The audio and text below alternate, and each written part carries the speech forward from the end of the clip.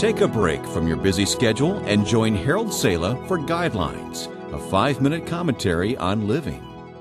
Nobody likes to fail, yet some of the greatest lessons in life are learned through failure. The reality, as Rick Warren has pointed out, is that no one's life is an unbroken chain of victories. We all experience setbacks, defeats, losses, failures. That's the way life is. In every athletic contest, there are both winners and losers. The greatest sluggers in baseball are usually among those racking up the greatest number of strikeouts. It's all part of the challenge in sports, in business, in marriage, and in life.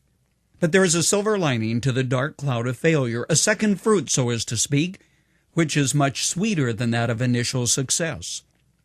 What can you gain from failure? First, you gain self-understanding. You learn more about yourself in failure situations than in successful endeavors. We recognize a dark side to our inner selves. It shows our pride, our arrogance, and our cockiness.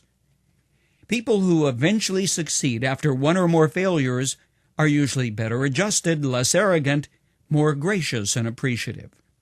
They've learned that success is complex, a combination of factors, some of which they could not manufacture or produce. Contributions of others and the goodness of God, which some call luck or chance.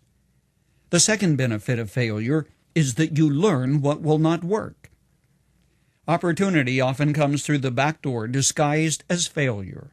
Probably one of the reasons so few people really learn from failure. The classic illustration is that of Thomas Alva Edison, the inventor of the motion picture and the achievement that made him famous, the electric light bulb. After 2,000 experiments trying to produce an incandescent globe, he was asked why he didn't quit. He replied, "I found out 2,000 ways it can't be done. Now I will find out how it can be done." To move ahead, however, requires certain amnesia of the past. Many people never rise from the ashes of their failures because they just can't forget. The major reason for their continued failure is that their memory is too good. Fearful of failing again, they hesitate to risk trying. Henry Ford, the industrialist who put the world on wheels, said, "Failure is only the opportunity, more intelligently, to begin again." The third benefit of failure is that it allows you to move in a different direction. A friend of mine faced failure when his company went broke, so he borrowed money and took a 2-week vacation. Sitting on the beach in Hawaii, he thought through his failure.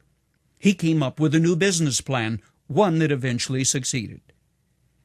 The fourth benefit of failure is that it brings an added dimension to your life, a positive one that also embraces the reality that God has much to do with what happens in your life. Yes, godless men succeed in their endeavors, but thousands of individuals have failed, then realized that God was left out of the equation for success. And understanding the importance of knowing and serving God then included him in their plans for the future. A final thought. Never forget a child falls many times before he walks. R.H. Macy failed 7 times before he established the New York store that made him famous. Walt Disney declared bankruptcy several times before he succeeded. Frankly, failure has more to teach you than success. Once you've climbed the hill, there's no place to go but down, but having stumbled on the climb provides lots of opportunities to succeed. Think about it.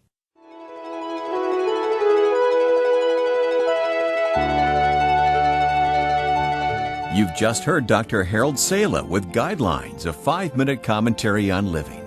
If you would like to listen to the program again, download a copy, subscribe to our e-commentary, or view other resources, visit guidelines.org. We would like to hear from you too. You can email us at info@guidelines.org. That's info@guidelines.org. Thanks for listening, and we invite you to join us again for the next edition of Guidelines.